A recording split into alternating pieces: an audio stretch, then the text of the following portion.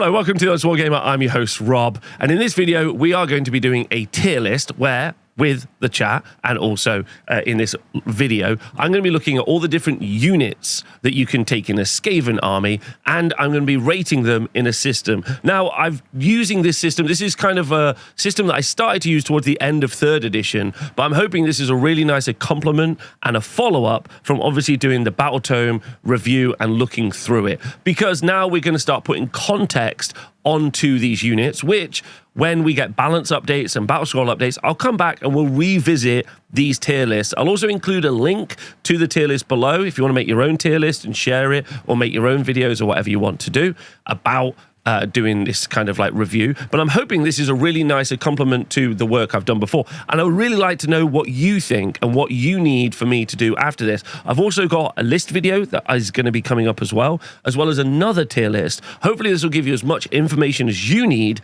to be able to start, you know, building your Skaven list. Or if you're new and you're watching this 6 months in, you can just say, oh, okay, I roughly kind of get the idea of what units I need to buy first. That's kind of the idea. What units would you need to buy first if you're starting to build a Skaven army?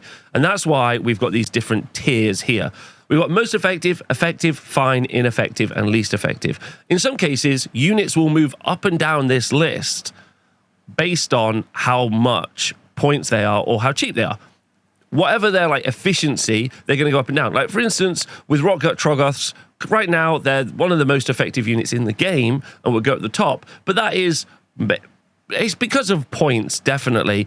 If they were like 300 points for 3, they would drop down pretty massively. So their effectiveness inside their own book is something that you have to take into account with points. And obviously now we've got points for these units, but sometimes some units, like wizards and priests, are always going to go into a more effective place than just a unit that does some sort of damage, especially if it doesn't do particularly good damage. So we're gonna, as I go through this list, I'm also gonna try and describe the different unit roles that units can take inside of a basic army. And then hopefully that'll give you some sort of idea about the different types of units that you might want to build into your army list. Cool. Let's get on with it. Hope you enjoyed the video. Thanks for watching. Really appreciate it. Thanks to everyone on the This Wargamer Patreon. Please do subscribe and like and all that other jazz. Let's get going. So the first unit we're going to look at, obviously, is going to be the new big centerpiece model that they released in our man Vizzik Skour.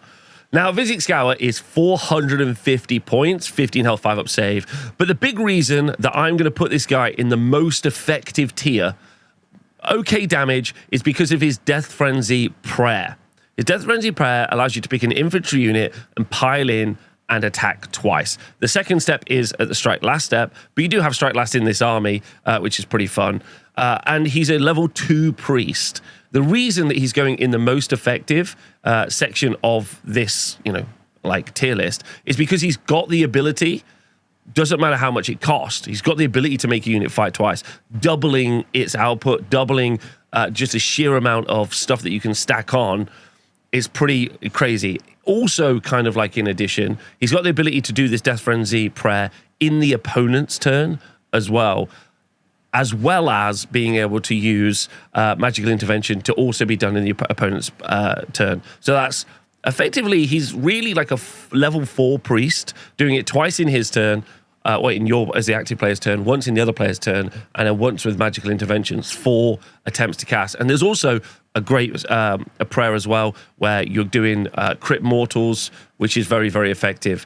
So no one else has this, and so his effectiveness is going straight up to the top as the most effective, so he's going up there. Now, his survivability is an issue. I think people are going to pick with me. If you've got any thoughts on these as we go through, leave them in the comments. His survivability is an issue at 450 points, and there's some really, really serious shooting at time of recording in the game. But no one else can do what he does, and therefore is effective. Is he effective for points? That's something we're going to talk about in another video. But right now, effective rules and usefulness, great. So he's up there. Sorry, I just point out the fact that this is an army that has some prodigious shooting units, but in addition has got like absolutely melee blender units. Its ability to pile and attack twice is on infantry units. You've got Clanrats.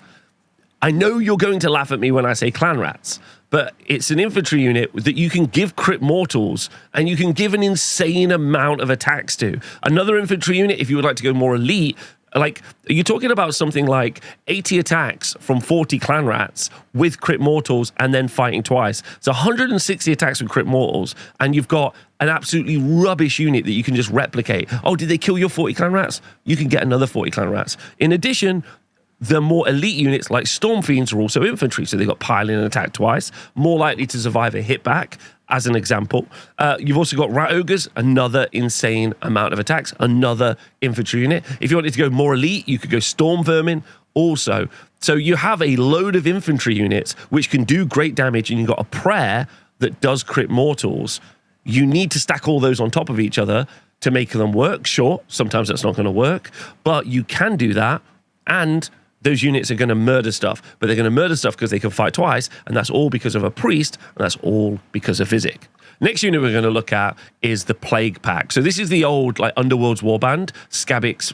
It was Skabbik's Plaguepack, and now it's just the Plaguepack. And this is a really, really effective unit because of virtue of, again, being a priest. It's a force multiplier in your army. It's a level 1 priest, but the entire unit is a level 1 priest, and with 5 models in the unit with 2 health, it's a 10 health priest with a 6-up save. In addition, it's also got -1 to be shot at, which is really nice as well.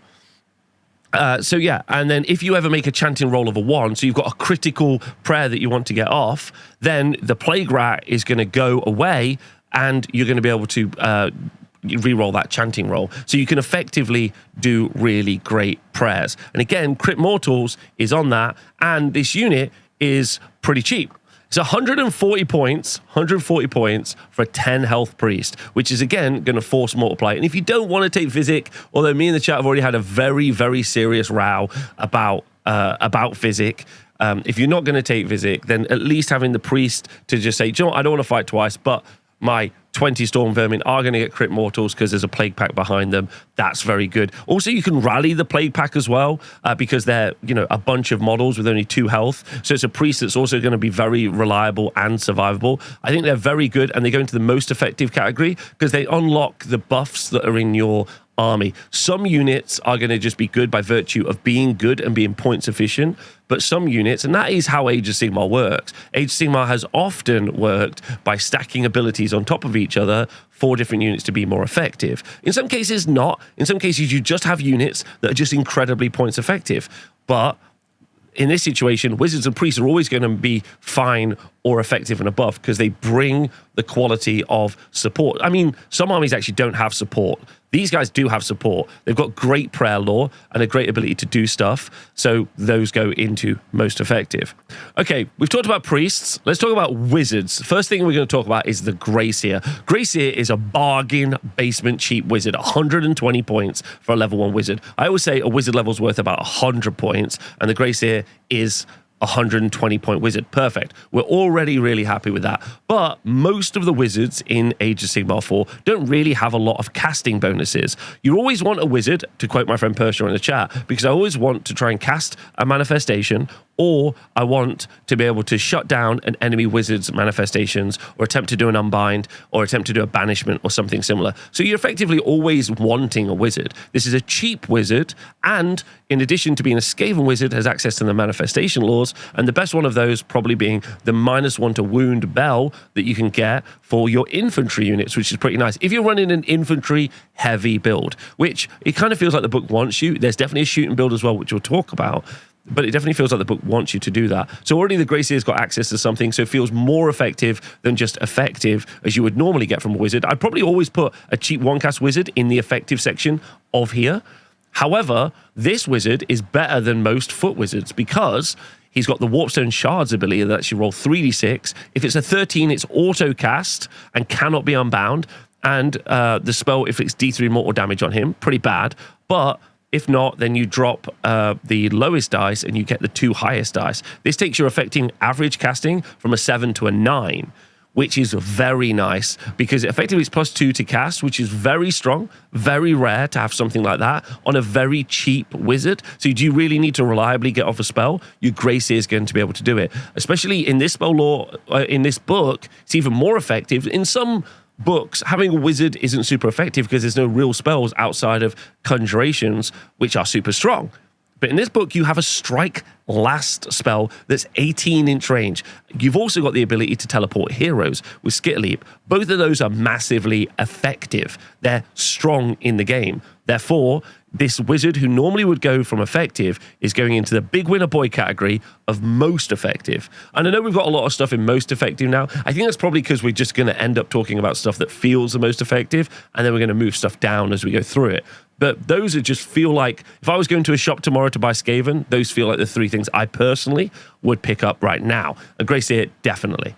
All right, next up, we're going to look at a pretty awesome model.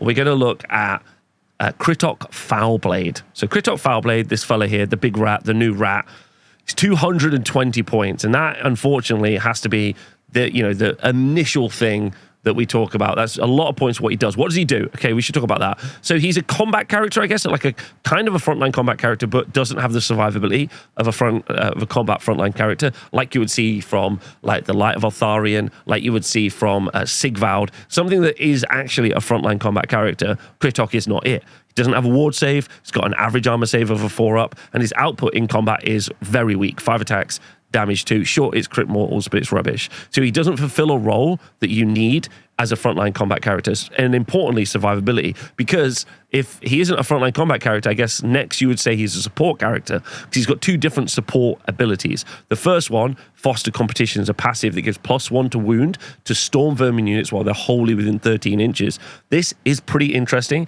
Take 2 units of Stormvermin, have them him in between them, and give them all +1 to wound. That's pretty nice. But for 220 points, I could be dedicating those points towards a Greyseer who's making the opponent strike last. I could be doing half of Vizzik's points so that Vizzik is going to make that unit strike twice. I could be using the Plaguepack to be able to get crit mortals. So he doesn't really do enough. That +1 to wound aura isn't enough, and you're already needing to take Stormvermin as well. And I don't think Stormvermin are bad. I just think if you're taking Stormvermin or Clanrats at the moment, with the available buffs that you can stack on top of them, you're probably going to take Clanrats. So, because you can just get more wounds and also more attacks and more bodies and more OC in your army list versus Stormvermin, who just have a little less than that, but more survivability. So then, okay, Foster Competition, not great as an ability, especially for 220 points. His other ability is a command ability that allows you to do 3 claw steps ahead, which is move in the enemy hero phase, and lets you do it with a second unit with the Verminous keyword. That's actually pretty fun. Like, there's some really fun stuff you can do there with moving, redeploys, denying battle tactics. That's actually pretty techie, but it's not as techie as having a wizard and being able to do Skitter Leap in the opponent's turn. It's not as techie as being able to do a prayer in your opponent's turn. And I don't think it does quite enough, especially when you've got a lot of teleports and moves in this army as well. So I just don't really see him being useful at 220 points at all. And in fact, I don't know what points cost I would need him to be. I guess I would need you to address the difference between Clanrats and Stormvermin as well, for me to be able to have a conversation about Krittok and wanting to take Krittok. So instead, I think I'm going to put him in ineffective. And initially, when I was talking about this a moment ago, I was going between fine and ineffective. But now I feel like I'm kind of between ineffective and least effective, because everything else is just doing the support role better. And as his role as a frontline melee character, because his job is to be on the front line with Stormvermin, you've got 3-inch ranges in Age of Sigmar, so the ability to strike over is going to be pretty easy. He's going to get walloped, in my opinion. Like, he's also a unique character, so you're also not going to be able to give him any of the really good upgrades that you can give to Skaven units. So yeah, I don't know if I'm even going to move him down. I think at 220 points, I'm putting him here. I think Krittok's going, oh no, he does give +1 to wound. He does give +1 to wound, and it's not a bad buff. He's staying in ineffective right now. That's where he's staying. Okay, so I was going to move on and talk about all the heroes, but the chat pointed out quite rightly that if you were listening to this, you might want to be like, well, what is this conversation about Clanrats and Stormvermin, and why have you put this guy in ineffective? I think it's a good point, so let's go have a look at it right now. When you're building your list, you probably really need to start thinking about, are you going to build a list that is planning on achieving battle tactics via being really evasive, or are you going to try and do lots of damage? Like, what is your list going to try to do? How is it going to score points? You need to do two things. You need to be near. You need to be able to do battle tactics, which often includes like being really mobile, but also several of them are fighting enemy units, grabbing objectives, and things like that. So you need those units that can do that, and you also need to go and grab objectives off other units and also survive the enemy's damage. So you're always kind of pulling those levers, surviving the damage, and also going and getting tactics and doing damage. And in this case, the damage dealer's in the list, and there's loads of units that we'll put into the damage dealer section of a unit roll. I do have a video, if you want to go check it out, I'll include it. I'll pin it in the comments down below about unit rolls in Age of Sigmar, and maybe this will give you some more insight. But for unit rolls and damage dealers, the first two we're going to talk about are going to be Clanrats and Stormvermin, because they've got an interesting duality between them, which is why we just put that character down. So Clanrats right now are 150 points for 20 models. Each one of those models has got 1 health and a 5-up save. And therefore, compared to Stormvermin, which is 140 points for 10 models. So for an extra 10 points, I'm getting an extra 10 models, but I'm getting a worse save. I'm also getting a worse combat profile with the Clanrats, with only 2 attacks apiece, 4s and 5s, no rend damage 1. And then with the Stormvermin, I'm getting 3 attacks, 3s and 4s, rend 1, damage 1, and anti-charge +1 rend. Okay, and then the differences between the two and what they do in effectiveness for your army is the Clanrats at the end of every turn return D3 models to the unit, and for Stormvermin, you give your infantry heroes a 5-up ward save. So you really might want your infantry heroes to have that 5-up ward save because of enemy shooting, and Stormvermin definitely have a place there, and I would say that makes them at least fine up to effective. Whereas Clanrats have this beautiful little thing where you're able to just take loads of them. And 40 health is actually quite a large wound pool to fight. That's a lot to try and take out, especially when they're returning D3 at the end. You've got rallies, and infantry units in Skaven, half the unit size can be returned from the dead. In addition, Stormvermin and Clanrats, so if I was to take 20 Stormvermin, it's going to cost me 280 points. But if I'm taking 40 Clanrats, it's going to cost me, 300 points. But once I start to stack them up, a unit of 40 Clanrats has 80 attacks. A unit of Stormvermin, 20 Stormvermin, has got 60 attacks, +1 for the champions, obviously. So when we start to take into account the ability to apply other bonuses in this army, like Fight Twice and Crit Mortals, Clanrats become the more deadly unit and also the more wounds-dense unit. Whereas Stormvermin are better they're good if you try to buff them. 60 attacks with Crit Mortals is great. 60 attacks with Crit Mortals and Fight Twice is great. But with Clanrats, you're doing a better job with those buffs if you're stacking them on. If you're comparing like apples and oranges, which you're not, you're comparing rats and rats. But the ward save is really, really good as well. The ward save is very good for helping keep your little support heroes alive. So this becomes a real conversation about what you want to try and do in your army and what buffs you're bringing. Again, we haven't really focused on the shooting build. We haven't really focused on the fact that, you're spending a lot of points on maybe those support pieces. But if you're spending a lot on Vizzik, as an example, as a support piece, then 2 units of 40 Clanrats are really going to block up the board and make it very hard for enemy units to try to charge into him. Still get shot, definitely, but it's definitely going to block up the board. And bringing back 20 Clanrats is still going to give you 40 attacks where you can stack all these attacks on. And I think that's quite interesting because your opponent can't really focus on your elite unit. Like when we talk about Storm Fiends, they see a unit of Storm Fiends and they'll be like, okay, that's the unit to focus on and try to whittle down. Whereas if you got 40 Clanrats and 40 Clanrats, your opponent's like, whichever I kill, you'll just put the buffs in the other one, and then that unit will become the murder hobos. So that's the question. So I think for points effective, I think the Clanrats are going to go into effective because they're also just very cheap, huge amount of bodies to grab objectives. That's what you want to do in this game. You want a lot of OC on an objective, and this is a lot of objective control score on an objective. Then with Stormvermin, I think with Stormvermin, we're going to put, I don't know why I've got this picture for them, but I have. I'm going to put them in fine because the points conversation and the effectiveness conversation is really to do with the efficiency and scale, and Stormvermin are not as effective. Now, that doesn't mean that I don't think you could build a good Stormvermin list. I just think that Clanrats are too cheap, probably, for how many bodies you can get for them. and Stormvermin, probably on their war scroll, they give a 5-up ward save, but don't gain a 4-up ward save. 5-up ward save, sorry. They probably would be better served on being a unit that also gains a 5-up ward save and is a little bit more expensive as a unit. Then that would make sense. You like, they go around. Then that would also make a lot of sense with their character down here. Because, yes, they give him a 5-up ward save, making him more survivable, but they themselves don't become more survivable. They get +1 to wound, but that's not worth it for 220 points. I personally think that is the right way to go. Or, another good suggestion was give Stormvermin another wound. But either way, with all of the abilities that you can stack, the Clanrats are more effective. Right, next up we're going to look at Thanquol. Just to remind ourselves of what Thanquol is. He's a 2-cast combat character-ish.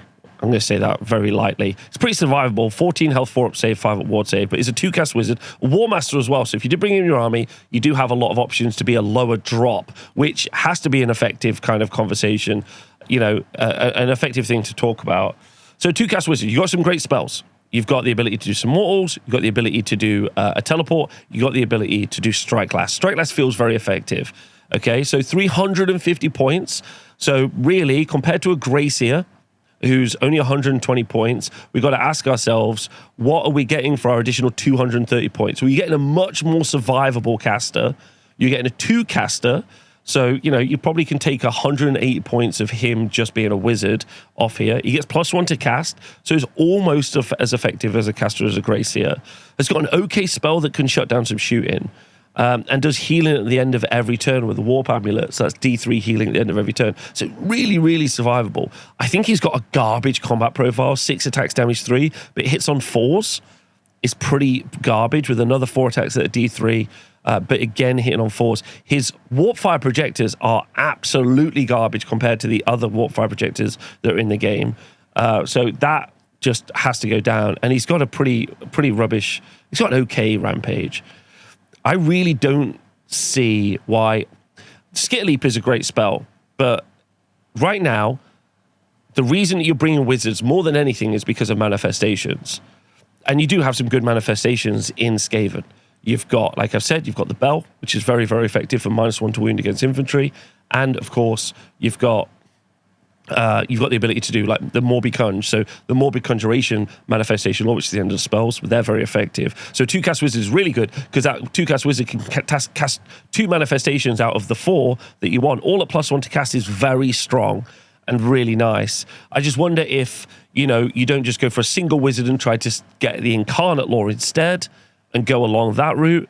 What are you really adding? You've got a lot of board presence with a lot of infantry in this game, in this army already, and you're not casting at a massive bonus. You're not necessarily like dunking on the big casters or anti-casters. So I'm just going to put Thanquol on Bone Ripper as fine, and I'm probably going to say that because he doesn't really bring any support to the army, I'm going to say if manifestations become less effective, I'd probably put him down to ineffective. He would not be a first pick. There's nothing there that goes, that's cool, that's going to help me win the game. Doesn't bring any bonuses to my army apart from being able to cast Strike Last. So it doesn't really stack up for me. So I'm just going to say he's fine. Okay, the next unit we're going to talk about is Lord Skreech Verminking. So he is 430 points. He's the first of our Verminlords that we're going to talk about. He's okay survivability with 13 health, 4-up save, and a 5-up ward save. He's only a level 1 wizard. So the Greyseer is a more effective wizard. He doesn't have any bonuses. And he has this really odd ability, the 13-headed one, where you can give different bonuses each turn to different units in your army, meaning you would need to build a very mixed arms army. But that doesn't really work, and most of the buffs are very weak. So if he gave you like a really outrageously strong buff for a single turn, maybe that would be good. But he doesn't. He also doesn't benefit the rest of your army outside of being a wizard. Is pretty okay in a fight with 7 attacks, damage 3, but not as effective for his points value of, 60 Clanrats or 30 Stormvermin, which is what his damage profile is the comparison between. They're much better at damage than him. So he doesn't bring anything to the table, is incredibly expensive, and you've already got units that if you wanted to go for the support role of a priest or a wizard, there are other units that do that better. So he's actually probably going to go in as the least effective. Our first least effective for Skreech Verminking. Pretty rough for him. He's a War Master and unlocks some stuff, but nah. I'm saying he's going right to the bottom. Next up, we're going to look at our first non-named Verminlord, and that's the Verminlord Deceiver. Survivability on all the Deceivers is going to be about the same. Costs 410 points, and his role is a damage dealer in the army. And that's his job. He's also a level 1 wizard, so, we can knock 100 points off that, taking him down to 310. So real question is can I take another more effective damage dealer for 310 points? What he does have, which is pretty cool, is in combat, 8 attacks, which is Ren 3 and crit mortals, and it hits pretty reliably 3s and 2s. So with an all-out attack, it's going to be 2s and 2s. And that Ren 3 and crit mortals means that he does have a role that some of the other units don't have. Although you can get, with a prayer, a shit ton of crit mortals in this army. So it's not like mortals are this rare thing, or even rend is this rare thing that you need to find in your army. It's right there and available to you. But he does have a couple of things going for him. Level 1 wizard, like I said, and he's got this rampage, which you can do in combat, where on a 4-up, you can pick a point on the battlefield within 13 inches and within an inch of enemy units and remove this unit from the battlefield. The reason that's nice is it stacks with an ability or a trait that you have in your army that you can put on a hero called Scurry Away, which is also done in the combat phase, which on a 3-up lets you do a retreat. Now, I know you're asking yourself, what's the point in having a combat character that never actually ends up in combat? Well, I think the good point about this is it's going to teleport you put you in places where your opponent isn't really expecting. And that is its own little unique thing. Skaven have quite a lot of ways, Skitterleap as a spell, and also their gnaw holes to be mobile, be in places you weren't expecting. That's good because you might kill a very important character or support piece. As an example, we've been talking about giving crit mortals. Say we don't take Vizzik and we only take 1 Plaguepack. If a Deceiver was able to get into, an opponent's Plaguepack and kill the only priest in the army, that means all those crit mortal potentials are gone away. So it's got the ability to, take out an important piece of the enemy or army. Don't necessarily think he's going to one-shot some of the big threats in the game, like Varangard as an example, and then if he hits Varangard, probably Varangard are going to knock him back, but that's not his job in the army. His job is to assassinate something that's a little bit squishier and then fight in that regard. Is he good enough for that role? I don't know. I am a little bit torn on it. I think he's going to be very useful for some players, but those players are going to be doing a bunch of different stuff. Feel like he's going to be a support piece, like a good counter piece for more of a shooting line or a shooting build. Being somewhere and being able to punch out and teleport into places and be fast and mobile, it feels like something it's more likely to do. So I'm just going to put him in fine. It's really the trait that you can take that makes him even more effective. And he doesn't really support the rest of the army. So he's an individual piece. Going to put him as fine.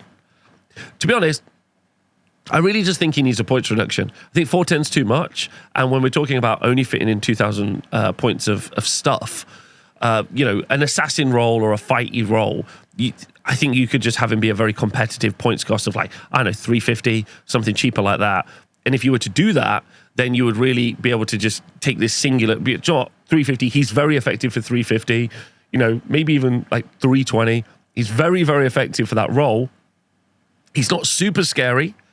He's just good. And then you really start to develop a build around him because he doesn't impact the rest of the units. So just that really effective role. But right now, I think too expensive, and so it's just fine. Next up, we're going to do the Verminlord Warbringer.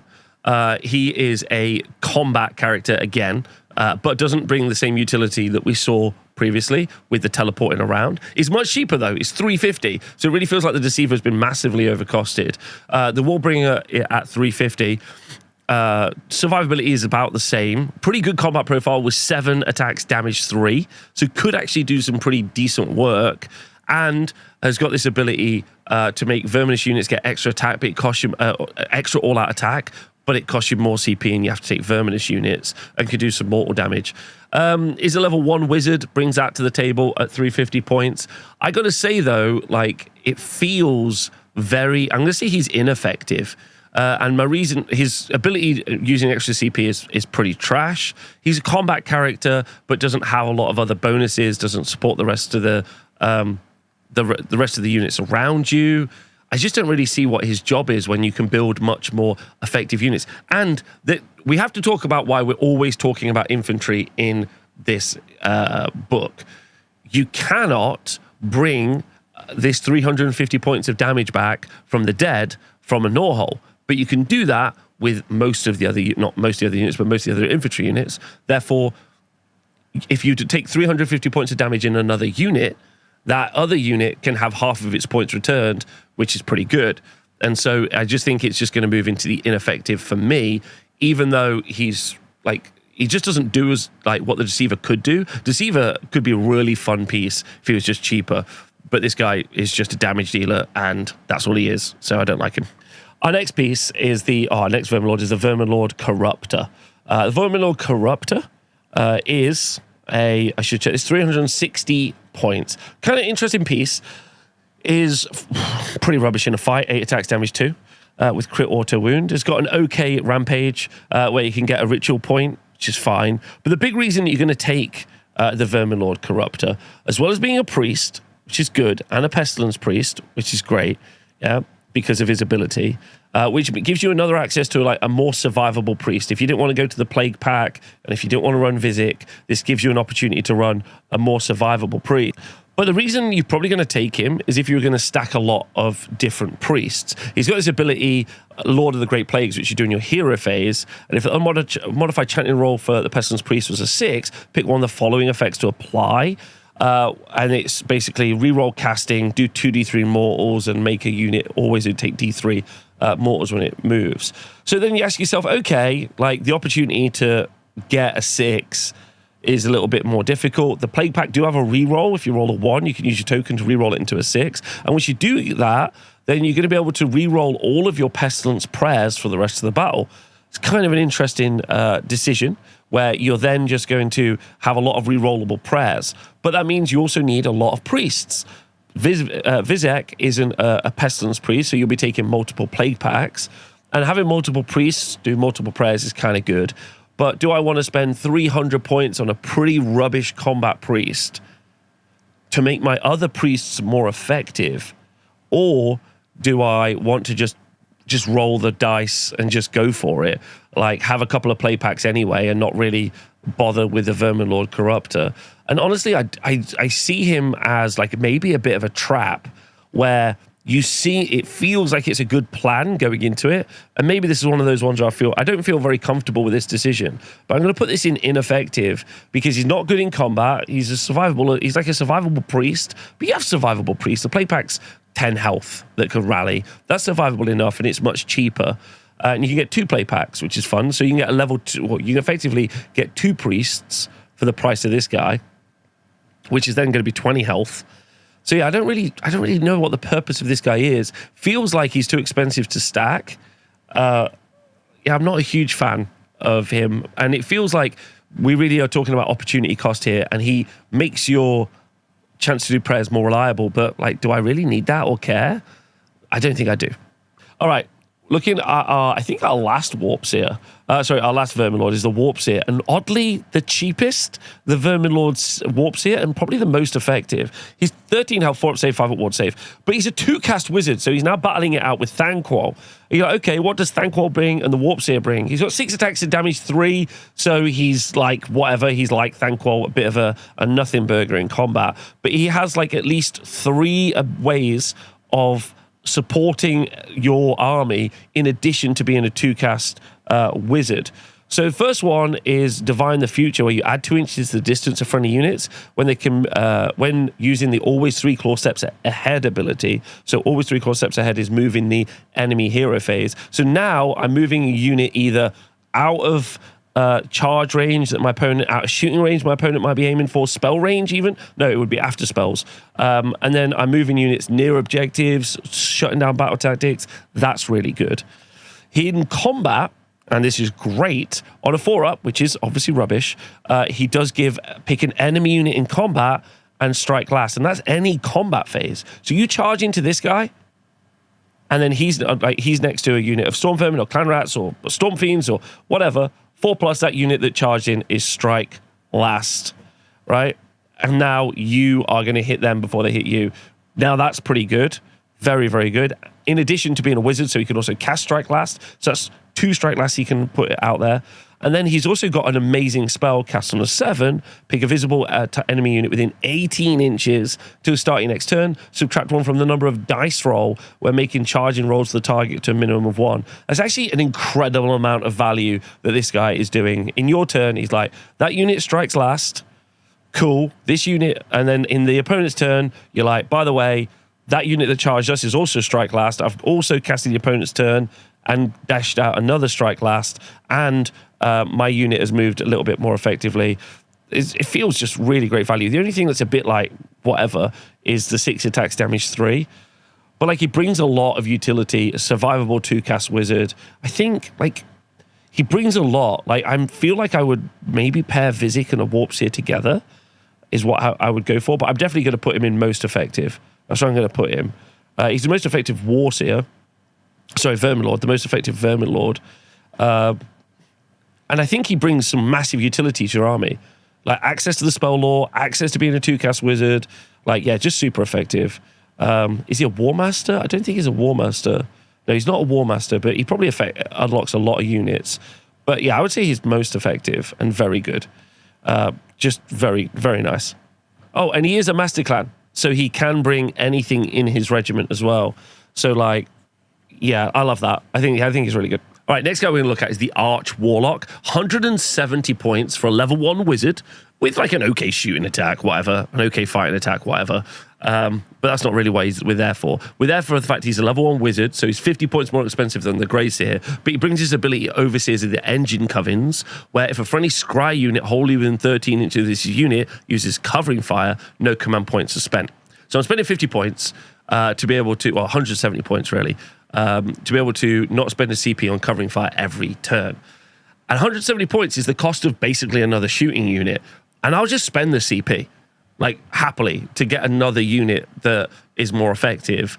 Normally with covering fire, which is the ability to shoot in the opponent's turn at -1 to hit at the closest enemy unit, there's already a lot of stipulations of stuff that's happening to make that not effective. However, in the meta right now, at time of recording, covering fire is incredibly effective. We've got Sentinels and Skyfires and Blitzbarb Archers, and you know, in this army, you've got your Jezzails that are really, really effective because they get to effectively shoot twice because of that command ability. I don't care enough about 1 CP to spend 170 points, and would rather have another unit that also could come back from the dead, because I'm not that interested in it. However, if they do change the command point structure, because this is something I've been arguing for, I personally think covering fire should cost 2 CP. This guy goes from ineffective, which is where I'm going to put it. I'm not going to put him at fine, because I really do think that, like, if you're talking about points efficiency and being really sensible,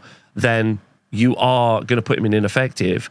But if you spend it with 2 CP, then immediately goes up to effective.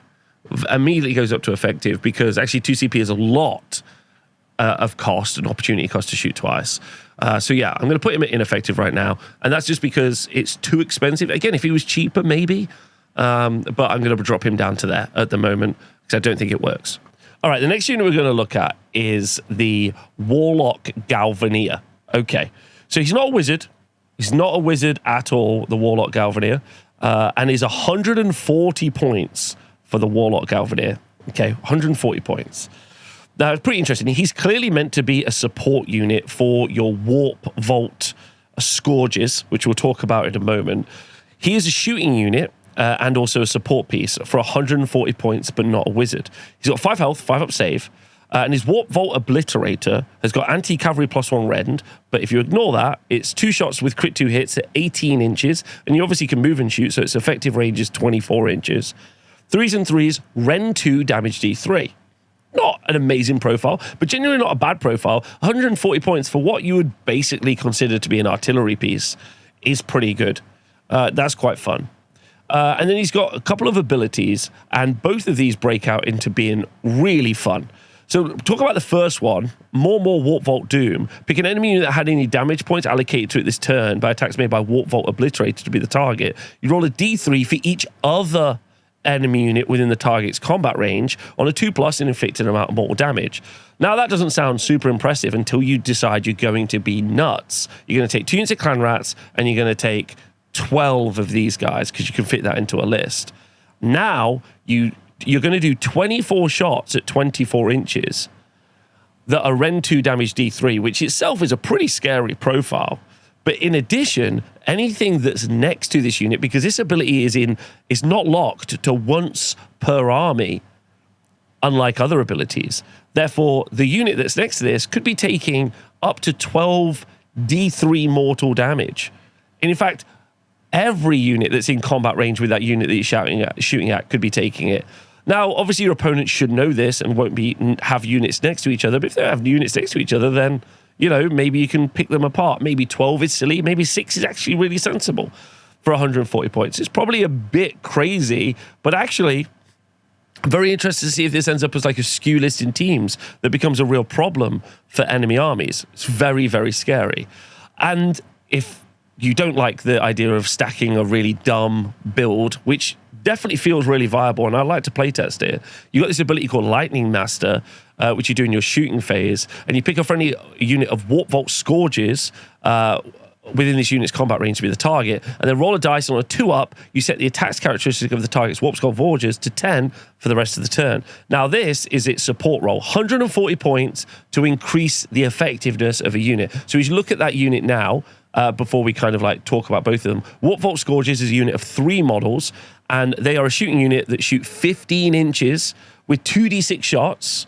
So setting that characteristic to 10, that ability that we're talking about, the ability to set it to 10 is only once per battle. Where is it? This is only once per battle. So the ability to set it to 10 is only once per battle.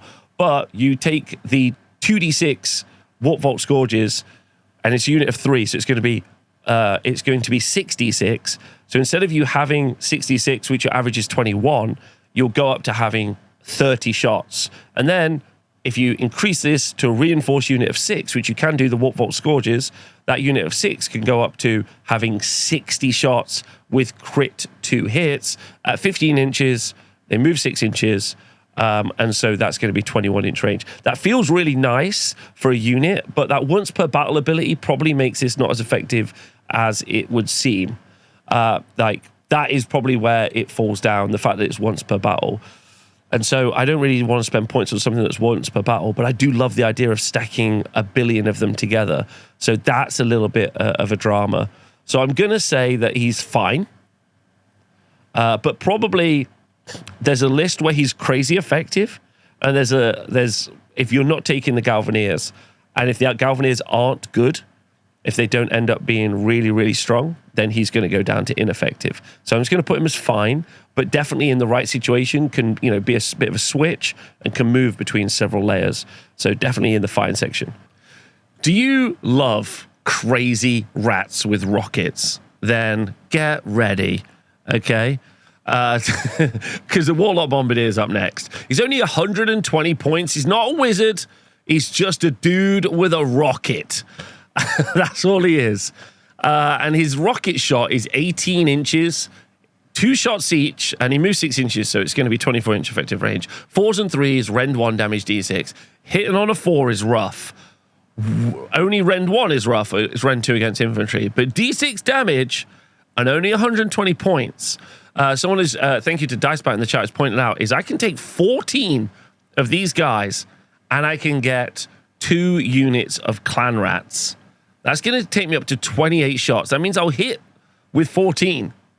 Win on 3s, Rend 1 damage D6. I could do some serious work into the enemy. When they finally get to me, I am in trouble. You can get +1 to hit if you're shooting against larger units. And then on a 2+, you can set the damage characteristic of this Doom Rocket to D3 +3, but on a 1, you inflict D3 mortal damage. So you can have more reliable output if you want to do it. If you aren't going for the whoops all Doom Rocket build, I don't really think this guy brings anything to your army. As a shooting unit, 120 points is very cheap, but as a shooting unit, you might as well invest those points into the more effective shooting units that you're going to get, like, you know, Ratling guns or Warp Volts or something like that. It just makes more sense to take it in something that's more scalable, especially in a world where you're going to be able to shoot in your opponent's turn thanks to covering fire. So investing those points into something that can be a better economy of scale makes sense. Other than that, 120 points is quite cheap, but it's the same cost as a wizard. He does technically, I guess, in quotation marks, more damage than a wizard at a pretty good range. He's got some nice poke. If you don't have any other shooting units, maybe 120 points left, I could see him going in. But I think I'm just going to put him as fine. I genuinely am going to put him as fine. He's not very... Do you know what? I'm going to put him in not very effective because he isn't very effective. But if you take a load of them, oh boy, just blow everything up. Sounds cool. Our next unit is the Warlock Engineer. This one's actually a pretty quick, easy one. 140 points. What he does is he allows a unit of Warlock Jezzails to ignore the guarded hero ability. And as well as that is a shooting unit. Do I want to ignore that ability for the cost of buying another unit that's more effective than him? No, I do not. He is a hero. He's in the support role. I don't like him at all. I don't think he's effective. It's just you're just spending points on a small buff. If there's a hero in the game that's like the hero that wins every game for the enemy, you can bump this guy up, but you're just spending points to make your units a little bit better. You can just have more units. That makes more sense. Our next unit is a Clawlord, a frontline combat character, not a wizard, not a priest, doesn't do much for your army. You get to add 3 to the attacks characteristic of his 6 attacks, so 9 attacks, damage 2. And then he's got the ability to fight simultaneously with a Verminous unit. However, unlike other units that get to do this ability, you don't get +1 to hit or +1 attacks or anything else. So I don't see why you would take the Clawlord at all in any way. Least effective. Doesn't buff your army. Has literally a rule right there. I don't even know how many points he is. If he was 10 points, he would suck, right? And obviously, apart from the fact you could take however many of them you could take, a lot, then I would... If he was 10 points, he's actually great. And he's in, so I changed my mind. But he just sucks. He just sucks because he has an ability literally right here to be able to benefit his army and doesn't do that. So, and for that, Jeremy, I'm out. Somehow... this Clawlord on gnaw-beast is somehow worse, mainly because he costs more points. He's 160 points. The Clawlord on gnaw-beast, 160 points. He's got 7 health, a 4-up save, and isn't a wizard, isn't a priest, doesn't have a ward save. He's like a frontline combat character that's kind of okay. Can get 7 attacks, damage D3, which does put him at the level of like the much more expensive Verminlords, although obviously at the cost of survivability. But, you know, 7 attacks, damage D3 is good. And then has got this ability to add 5 to the control score of a unit. This control score mechanic at the start of Age of Sigmar 4 did seem like it was very interesting, but ultimately you can't get on objectives because there are units that are better than you. So being better at the control score doesn't matter if you're dead or if they're just more.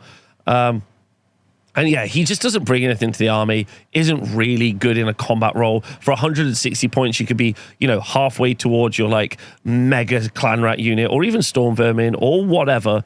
So just garbage, even at his points cost. So it's his War Scroll that's the problem because he doesn't do anything. For what is the de facto leader of the new Verminous box, that's actually really sad. But I'm putting him down in least effective. Our next unit is a Deathmaster. Deathmaster is pretty cool. He's 160 points, 5 health, 5-up save. Frontline combat character with 5 attacks that do damage D3, 3s and 4s, and then crit mortals and anti-hero rend 1. So actually isn't super savage. Maybe the reason he's pretty good is his 5 shooting attacks that do damage D3, which have shooting combat and crit auto wound at 10 inches, which is pretty nice. But I think all of that is... like, not as good as the force multiplication he brings and also his survivability. That's not bad, though. For, like, the 160-point mark, it's fine.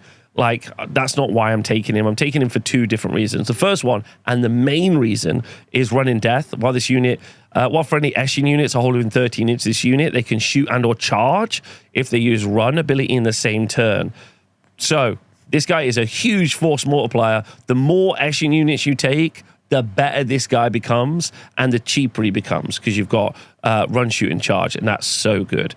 And then he's got this ability to be way more survivable because of Shadowy Killers. You can only hit him with an attack on 5s and 6s. Still susceptible to spells, and then if you do hit him, he's going to die because he doesn't have a lot of survivability. But actually, pretty good. And then 160 points is pretty cheap. Like someone in the chat was like, if it was 100 points, I'd take loads and only be hit on 5s and 6s, which is a really good defensive buff. So it's pretty nice. Because of his force multiplication, I'm putting this guy up into effective because he does really, really reinforce. He's like, look at the 2 Clawlords that do nothing for the army, and then what the Deathmaster brings, and that shows you the difference between units and what is effective and what isn't effective. This guy makes units better. Those units don't, so he's just super effective. Right, our next unit, because we're talking about Deathmaster, might as well talk about the Nightrunners. And the Nightrunners are 130 points, 10 models in the unit, 1 health, 6 up save, so not survivable at all. They've got 2 shots each, so if you stack the unit up, you get a lot of shots. They've got crit mortals in combat with 2 shots each, 2 attacks each. So that's going to be a unit of 20 is 40 attacks. Crit mortals, let's go. But if you hit them back, they die. You make a pilot attack twice. There you go. It's pretty fun. Now, the reason I love these is for 2 different reasons. Number 1, you've got Slinking Advance. This unit can use the normal move ability as if it were your movement phase. If you remember at the beginning of the... we'll talk about that first. In the game, there might be an army that always wins, because what it does first turn, and we've had this multiple times in Age of Sigmar, is it just moves forward and then just charges everything. Think Kragnos with Ogres, although they're not super fast. Well, they're fast enough. Charging 3d6, or things that charge 3d6 and move super fast, like prosecutors and stuff. Normally, you don't have whole armies that do it, but sometimes Games Workshop shit the bed and everything does it, and it becomes a disaster, right? These are perfect because what they do is they create a zone. Same with deep striking units. Deep strike and they charge, or deep strike and they shoot. They create a zone because they do the normal move in the deployment phase, right? In the deployment phase. And this creates a zone from your expensive units or the units you don't want to die, and then means that you create an area where your opponent can't just charge you and win. So it's a very mobile, very active screen, which is really nice, especially consider they move 7 inches. So they're going to move outside of the ability for the opponent to be able to charge and then pile over and then get into your unit. So very, very good. And then in addition, as has been pointed out, you can use the ability to move in your opponent's turn. And then these guys are going to be great for doing battle tactics. And that is, as I said at the beginning of the video, one of the key reasons that you take units. You do loads to do damage and other stuff, or shut down enemy units, which is why the Warpseer is so good. But this unit can score your battle tactics because they're pretty fast, especially if you take it with a Deathmaster for run and shoot and charge and stuff. But to help with them with their survivability, they've got sneaky infiltrators. While each model in this unit is within 1 inch of any terrain feature, this unit cannot be targeted by shooting attacks unless the attacking model is within 9 inches of it. So this means if you were to use these units to like run along board edges, to do battle tactics and grab terrain and do those things, there's quite a lot of terrain on the board in Age of Sigmar 4 if you're using the official Games Workshop maps. So this gives you an opportunity to just be very safe, and it means they've got to bring maybe very expensive units to chase a very cheap unit that you can bring half those models back from the dead. So that's a really annoying unit, but genuinely is super effective. So they're actually going up into effective. I'd even be tempted to put them into most effective because they do the thing that you're trying to do. Sometimes units are just very boring. These aren't overly boring, obviously gorgeous models. But you know what? I'm going to put them in effective.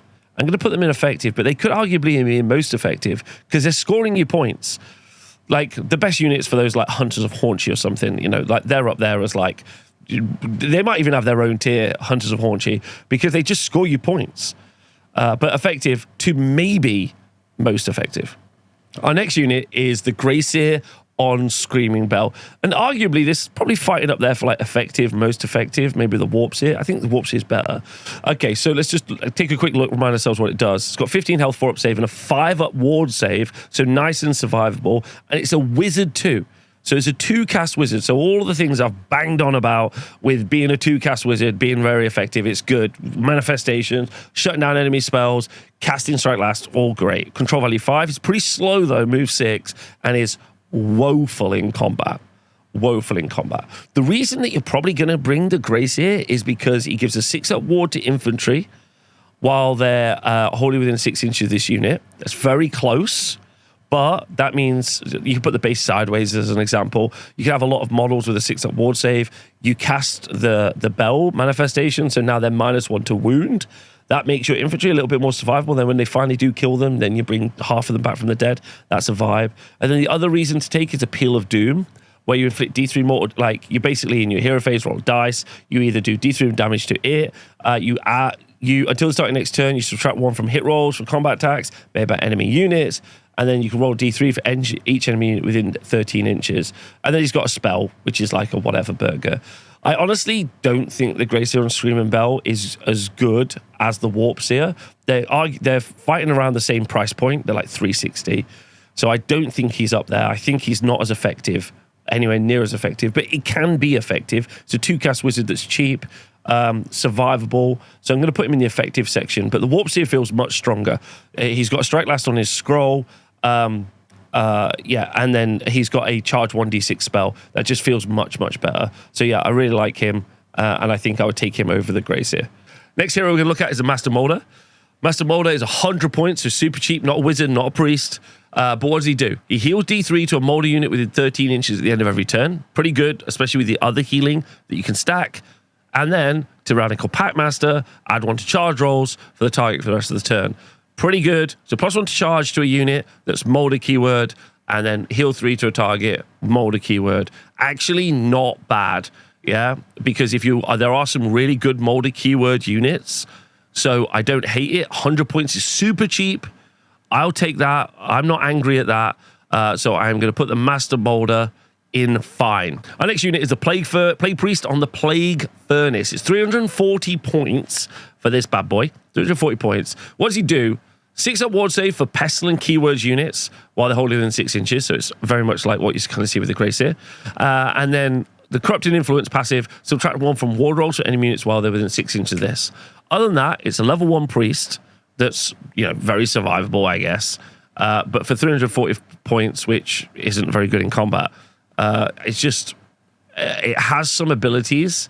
If you were running loads of pestilence, maybe, you know, if you were taking the Corruptor, Plaguepacks, just loads of Plague Monks, then maybe. But right now, based on the other stuff that you can get and the fact that he's fighting against other units that are more effective, I'm just going to put him down as ineffective right now because I just don't really see it. So I'm putting it down there because it doesn't really key off with it. It builds it with a theme, but that theme is pretty weak sauce anyway.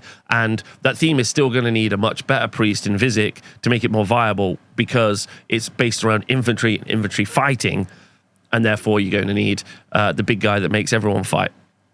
Yo, do you want to run 900 Doomwheels? Well, you can't, not in 2,000 points. But you can run quite a few if you wanted to. Doomwheels, 140 points, 8 health, 4-up save. It moves 2d6 plus 7 inches, and if it moves over units, which is quite hard to do because you have to then end up 3 inches away, but up to 3 units can take D3 mortals. And obviously, like anything in Warhammer or Wargaming, generally, like if you can stack that ability multiple times, which you can take multiple Doomwheels, then that's a lot of potential mortal damage that you can get out of this unit, which other than that, it's got an okay shooting profile at 13-inch range, which has shooting combat, so it can't get locked down, which is D6 shots, 3 threes, red 1 damage, D3. And again, quality being a quantity all of its own, 10 of these guys, which is 1,400 points, is going to be, you know, 10 D6 shots. That's a lot. That's potentially up to 30 D3 mortal damage if you've moved across enemy units using the Rolling Doom ability. That's actually a vibe. It's probably not fast enough, but, you know, they're... you know, survivable enough, 8 health and a 4-up save.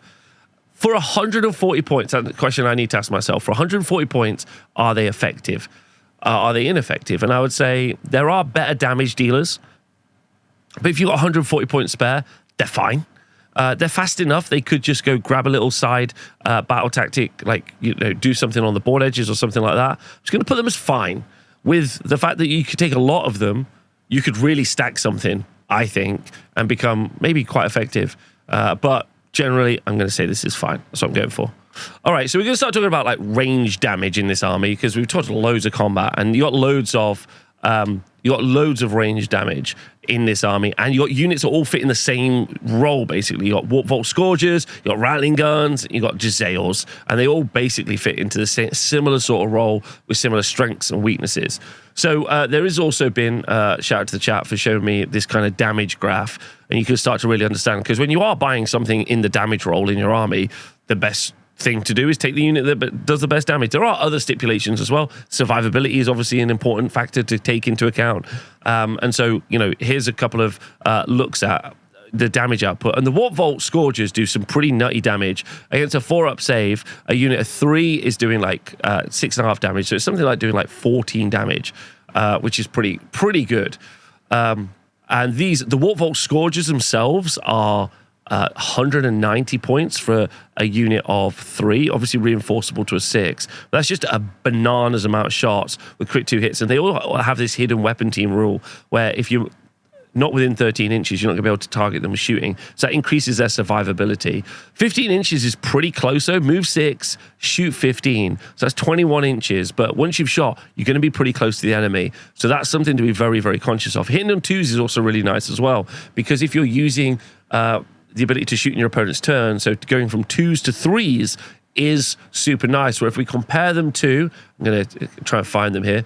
If we compare them to Ratling guns, which are 15 inches, but they shoot 3d6 shots, but they're 4s and 4s. So if you shoot in your opponent's turn, they're going to go to 5s and 4s at red 1, but they do roll an extra dice. But crit 2 hits on both of those two. I feel like the Warpvolt Scourgers are better, but they are more expensive. They're 190, and then I think they are more expensive. Let me just triple check for you and make sure I've got this right. The Scourgers are 190. And the Ratling guns are 150. Yeah. So the Ratling guns are cheaper significantly. But I think if we take and then we need to look at Jezzails. But let's just talk about Scourgers and Ratling guns first. They're great in this. They're great in what they do in being damage dealers at range. I would say that I would probably put the Ratling guns. Because being able to shoot in your opponent's turn feels very strong in this game. So I'm going to put them as fine. And I still think that they're very good in the damage dealing role. And I'm going to put the Scourgers as effective, which I think is the right way to put it. But they're probably interchangeable. And then if we take a moment to look at the Jezzails, wherever I find the Jezzails, they're a slightly different unit, but similar. It's a unit of 3 models, reinforceable up to 6. They shoot 18 inches and they move 6, or they stand still and they shoot 24. So, you know, they're 24-inch effective range, but they're 2 shots, 4s, 3s, but they're Ren 2 damage too. And again, they're in that really tough position where if you're reinforcing them and then you're putting them in the General's Regiment at the moment for +1 to hit, +1 to wound, right, against units in the enemy General's Regiment, then I think that this makes Jezzails that little bit better. But I think probably Warpvolts are stronger. But what's good with the Jezzails is they get to stay further away. So they're less likely to get hit, they're less likely to get charged, they're more likely to keep shooting over turns. So I think the Jezzails are going to fit in that same category as well. I think this might be my most controversial take so far, is that they also fit into this effective category because they're shooting and they're staying away at range, which feels really nice. Or they're threatening something at a longer range, which is also really good as well.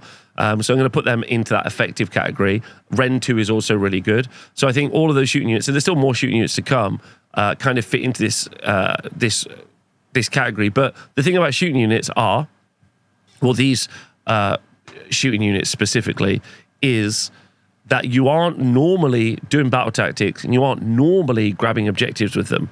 So they generally tend to be on the slightly less effective side generally as a unit. But being able to shoot twice is just so strong that immediately they get bumped up several steps because of that. So that's where I'm going to put them for now. All right, so then the other unit that you can take as shooting is a Warpfire Thrower. 140 points for 3 models, obviously reinforceable to 6. Their shooting profile is, I think the thing that everyone's gutted about is its 10-inch range. It's 2d6 shots, so it's very similar to what you'll get with the Warpvolt Throwers. And then obviously they can move 6 inches, so it's 16-inch effective range. But hits on a 2, wounds on a 4, but is rend 2. So what you're basically trading off is being 5 inches away and crit 2 hits. I think that's worth talking about as well. Crit 2 hits you also lose. But you get shooting combat, but they're probably not going to survive being in combat. And then you get rend 2. And they're the cheapest of the weapons teams, 140. I don't know. I'm kind of in this situation where I'm like, you know, if I'm going to unload a ton of attacks, I quite like the Warpfire Thrower. I'm putting it in fine. I think some people want to put it as ineffective, but I'm tempted to put it into effective because it actually does something that like the other units don't do, in that it's Ren 2. And that's pretty good. Like and it's cheap. Like I'm paying 50 points more for the Warpvolt Throwers. So I'm not really comfortable with where all of these things are. Like I'm kind of tempted to put the Warpvolt Thrower down because of the cost. Kind of tempted to put the Warpfire Thrower up because its actual effectiveness to punch through armor. But I'm going to leave them where they are. But I think there's a really good conversation. Let me know in the comments below which ones you think. But I think like this is you got to get them on the table and really use them a load to really feel comfortable with. But I don't think they're ineffective. All right, our next unit is the Ratling Warpblaster. It's a single model and therefore isn't reinforceable like the others. Therefore, isn't as effective. Because the others, you can all give +1, well, you can't give them all +1 to hit, but you could give one of them +1 to hit, right, with a command ability and stack the amount of attacks. Also, that single unit can do more attacks, which is nice. I guess taking multiples of these is good. 3d6 shots, they're pretty good range, 26-inch range, but it's got Rend 1, and you get more shots out of a unit of 6. You get more shots out of a unit of 6 than you do with this thing. Which is 180 points. So, like, you could take 2 Ratling Warpblasters, but then you're filling in regiment slots, which means that you're being more dropped, which is a problem. So it's in the damage shooting role.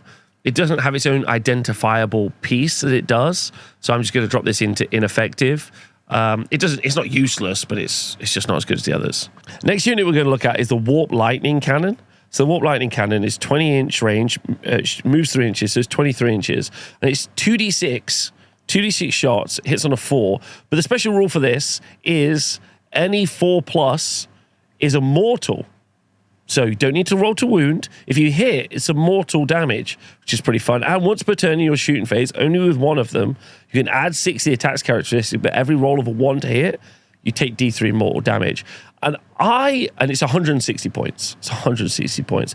I'm actually going to put this up here as effective because, oh, sorry, that's a Plague Claw. That's going to go somewhere very different. The Warp Lightning Cannon. This is very effective because sometimes there is some incredibly high armor value units in the game, which are just impossible to get rid of unless you've got the Rend. And yes, there are loads of ways to get mortal damage in this army, or at least there's a couple of ways to get mortal damage in this army. But this is a great way to get mortal damage at range, which is really nice for pretty cheap, pretty long range. Like, it's very good. It stacks up. It doesn't have the same kind of like economies of scale like the other shooting units, but it just punches through, which is pretty good. You effectively could be rolling a ton of attacks. Every 4+ is immortals. You could clear units out, clear monsters out. So actually pretty good. Maybe even 2 of them would be something I could see play. Because it's a real threat. It means your opponent has to come to you. It means maybe they're getting close to your Warpfire Throwers. It means they're getting countercharge, or you're counter-punching in your turn with your more effective units. Like, genuinely very effective, especially into high-value, high-armor units. So I actually quite rate that. Okay, again, another shooting unit that we get to bring you in that shooting role is Acolyte Globadiers. It's a unit of 5 models, reinforceable to 10, but they've got 2 health each. And why Stormvermin aren't 2 health, no one will ever know. All right, but importantly, in my opinion, they're not very good. They've got 1 shot each. Unit of 5 is going to have 5 shots. Unit of 10 is going to have 10 shots. They've got champion. Okay, 11 shots, whatever. But it's D3 damage. 3s and 3s, only Rend 1, D3 damage. Like, and it's 10 inches, and you're not very survivable. So if you're going to be not very survivable within 10-inch range, then take the Warpfire Throwers and then do an absolute, like, do a bunch of Rend 2 stuff that goes through, which I think is much better. The D3 stuff, like, they're probably going to save it at only Rend 1. So it's very few shots, not very survivable. You get to add 1 to the damage characteristic if you're hitting a unit with 10 or more models. I don't know if there is going to be 10 or more models all of the time. Game tends to skew towards elite. So, like, and they're not very survivable. Yeah, they come back from the dead, though. That keys in with the key factor of what, like, Skaven do. But I'm just putting them down as ineffective. They're also not fast as well. I don't think they're very fast. They move 6 inches. They don't have run and shoot. You don't have a way to give them run and shoot. That sucks. Yeah. Unfortunately, I love the models, but those boys they've been done dirty for some reason. I don't know. There's a ton of reasons a Plague Claw is bad, but it just is. It shoots 24 inches, 2 shots, damage D6, which kind of feels like really fun. It's 3s and 2s. Only Rend 1. Against infantry, it's Rend 2. And then there's a potential to make a unit strike last. But the other units are better. It's got inconsistent damage. The other shooting units are better. They provide more utility and support for the rest of the army. Like, there's a world where I want an additional strike last, but I'd rather, like, take those points for the Plague Claw, and I'd rather put that into another unit like the Warpseer or something, and it's 140 points. So it's just going into the bottom because of a ton of reasons. It's outclassed in its role. It doesn't provide any additional support, like maybe strike last, but if you're doing that, you're getting that in other places, and it's just very, very ineffective as a shooting unit. Next unit we're going to look at are Plague Monks. So, you know how I say Clanrats were good? What if we got Clanrats, a unit of 20? This is what Plague Monks are. A unit of 20, but reinforceable up to a unit of 40. Give them crit mortals, give them strike last. We love that energy. But as well as having 2 attacks each, right? As well as having, you also get the ability where if you kill one of the models, on a 6+, you inflict a mortal damage back. This keys in with some of the key elements of what you get from this army. You know, bringing models back from the dead, being able to, bring half the unit back from the dead, crit mortals, fight twice, -1 to wound. Very, very nice. So, yeah, these are immediately... for some reason, I haven't got them on my little list down here, so I'm going to use Plague Monk as the image. But that is going up into the effective tier, maybe even up to the most effective. But yeah, they're probably most effective because they're better than Are they better than Clanrats? They're as good as Clanrats. Maybe better than Clanrats. Maybe better than Clanrats. Fight me in the comments. One of the two. Storm Fiends are just great for a ton of reasons. They're very expensive. Don't forget, you can bring an infantry unit back from the dead at half its value, so like half its size. So a unit of 3 will actually return back as a unit of 2 because Storm Fiends are a unit of 3 models, reinforceable up to unit of 6. So unit 6 could turn into unit of 3. That's still pretty good. Or a unit of 3 could turn it into unit 2.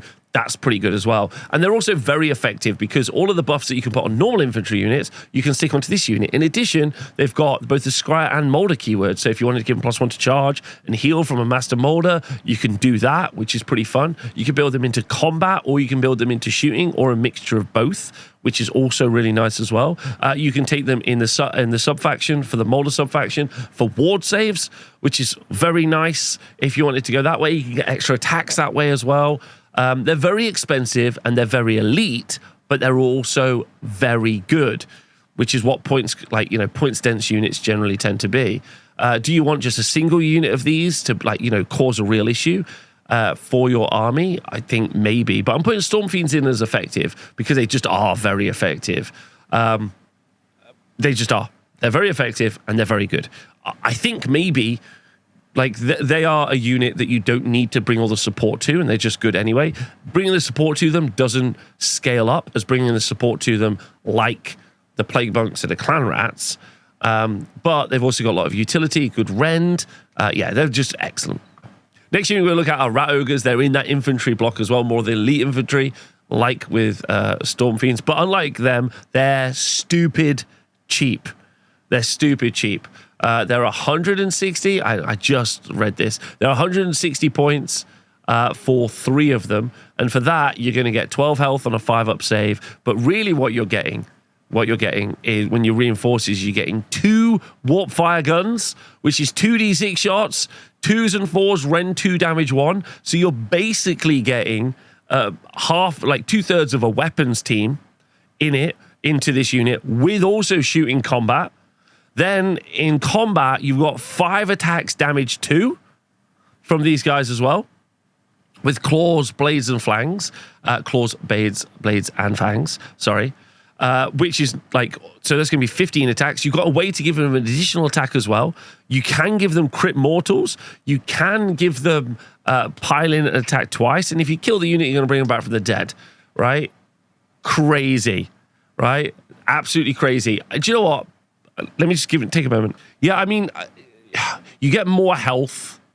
You get more health with Clanrats. You get more health with like as like a wounds dense unit that you get with Clanrats and Plague Monks, because you just get more bodies on the board. But these just do just like tons of stuff. I like the shooting attack as well. The shooting attack, shooting into combat feels actually proper spicy as well. It's really, really fun. So I don't think that they're better than Clanrats and Plague Monks, but I kind of want them to be. I feel like they almost are. I feel like they almost are better than them. I feel like they're better than Storm Fiends. I guess really your unit of 6 can only get so many buffs on them, because you're only going to put the buffs on one unit. Oh, actually, you can crit mortals to more than one unit. I'm going to say that they're effective. They are a bit paper. If they get hit, they die. Yeah, okay. I'm going to put them in effective, but I think they're very, very good. Very, very good. Next unit is a Brood Terror. The Brood Terror is 300 points. He's a monster that's not a hero, a priest, or a wizard. So for 40 points more, I can get the Warpseer, who does literally 8 million more things. In combat itself, is not very good in combat, but does heal D6 at the end of every turn. And that's it. Like, has got a shooting attack, which is genuinely okay. 2d6, 4s and 2s, rend 1, damage D3. But he's 300 points and can just get taken out very quickly. 12 health or 5 up save. You could charge into most units into that and just take it out. You got to do it in a turn, but is absolutely bin tier for that points. Right at the bottom, doesn't work, don't enjoy it. Maybe 200 points and I'd start playing him. Maybe 180 even, to really encourage me. To build more Moulder stuff, because there really isn't a lot of Moulder synergy. Like Rat Ogres are the Moulder synergy, I guess, in here. But yeah, he just goes straight to the bottom. RIP. Our next monster, same sort of thing, is the Hellpit Abomination. 270 points. It's got a random movement, which is pretty rough. 2d6 plus 5 inches. Slightly more health than the Brood Terror.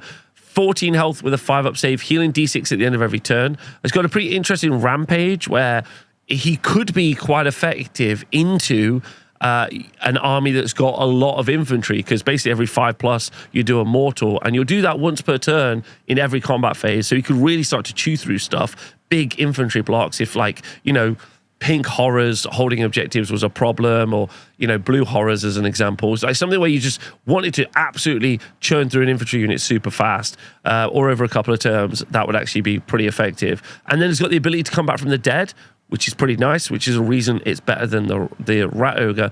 But it's 270 points for a combat unit that hits on 4s. And I just don't see how this is better than the other combat units at its points value. And I'm just going to put this down here in least effective. And you know what? I'm going to put him in ineffective because he does have a role against... He has a role against infantry-heavy armies. Are you going to face them all the time? No, but I'm going to put them in ineffective. So the next unit we're going to look at is the Warp Grinder. It's 170 points, pretty expensive, but it's a utility piece. Very much like a priest or a wizard. This unit's job is to be able to make a unit be fast in an army, well, to teleport a unit, because you're able to put a non-monster Skaven unit in deployment off board with the Warp Grinder, and then set that unit up with the Warp Ambush ability, although there's a 4-up in how you do it. So it's pretty effective. And then oddly, it's got a damage 5 attack with D3 attacks, which is pretty fun, and it's got 8 health, which is also very funny as well. You may well find that deep striking a unit, which also means putting a unit off the board and therefore can't get shot or charged, early in the game, and you've got some survivability in that regard, is actually very, very effective. Is it effective enough that, in the right situation? So that's actually nice to have in your army, but you've already got the ability to teleport through your gnaw holes. You have Skit Leap for heroes as well. So it doesn't feel like it's super necessary in this army. Some armies need it. I like the idea of popping up some Warpfire Throwers away from the enemy as well. That's pretty nice. And unlike other deep strike mechanics, you get to start 6 inches away from other units, which is very strong, because in some cases, normally a deep strike is 9 inches. So that's very good. And if you can build the right units to do so, you can really spook your opponent. But deep strikes are hard to do in the game right now because manifestations are so rife, and manifestations will normally screen out your ability to teleport. So I'm just going to put it in fine, but I think people are going to say, do you know what, that's actually an effective unit, and I would absolutely agree with you. Sorry, just a quick clarification because I had to reread it. You can set up the unit within combat of the enemy unit, which is actually pretty spicy and very fun. I don't think I'm going to change my my pick though, because I think I'm going to keep it in fine. I am, because I think the thing that you get from this army is, for 170 points, a lot of points anyway. But I think the thing that you get from this army is the ability to stack and make units that much more deadly. Maybe just Storm Fiends would be good. Just do that. But I'm going to put it down in fine because I think that's maybe a gimmick and people won't. We'll see. I'm putting it in fine. Argue with me in the comments. The last unit we're going to look at, ending on a high, is a unit of Doomflayers. Doomflayers is a unit of 2 models, and it's 130 points for 2, which is pretty great. The damage dealing roll, they move 2d6 plus 3 inches, so the average is 10 inches. And then in combat, they got 2d6 attacks each. So that's going to be 4d6 for a unit of 2, 8d6 for a unit of 4, which is pretty fun. 3s and 3s only rend 1 and is damage 1. If this unit charges phase, they also do mortal wound impact hits. They're fine. They're fine. Arguably, a club night, very fun. They're very, very cheap. They don't necessarily stack compared to some of the other larger units. But, for small little units as well, maybe they could do battle tactics. But with their inconsistent movement, you can't guarantee how far they're going to go. And therefore, you might not achieve your battle tactic. So that's a problem, I think. But they're cheap, they're fun, they're fine. They're going in fine. That's where they're going. They're going in very fine. And that's it. That's all of the units for the Skaven book. Let's take a moment to look at this. And I think if you were going to make this tier list, again, let me know what your version of this tier list. I'll include a link below so you can make your own version and put that out there. But what do I think of this book? I think this book has got a shooting contingent to it. But when you play Age of Sigmar 4, your shooting units don't win you the game. Well, they do win you the game, but they win you the game by doing all of the damage. But the way you score points is you have to move around the board, do battle tactics, and hold objectives. And so the shooting units, while very effective at being good shooting units, aren't going to do those job roles. This is the reason we see like Lumineth Realm Lords are really good, because they have the Sentinels that shoot really well, but they have the Dawn Riders and the Foxes that move around the board.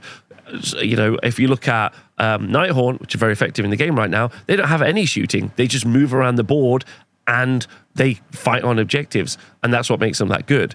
So the shooting is really effective, don't get me wrong, but you're going to need the units that are going to go grab objectives and fight and also go and do battle tactics. And then as soon as you do that, as soon as you realize that, you start leaning into the strengths of your army, which is units that can come back from the dead, which are all your infantry units. So your Clanrats, your Plague Monks, your Storm Fiends, your Rat Ogres. Then you start to look for ways to make them more effective. Sure, you want a shooting unit that's also going to back you up, because being able to shoot in your opponent's turn for a CP is dumb good. So you're going to always spend a CP on either some, Galvaneers or on some Jezzails or something similar.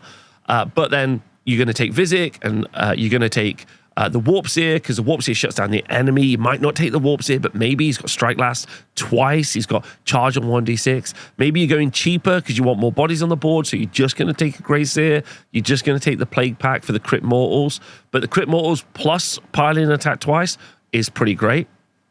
And then, pretty nicely for you as a Skaven player, you've got loads of other units that you're going to be able to bring to bear. You're fighting high armor, you've got Warp Lightning Cannons. You would like to just create some screening and zoning, you've got the Nightrunners, which is super good.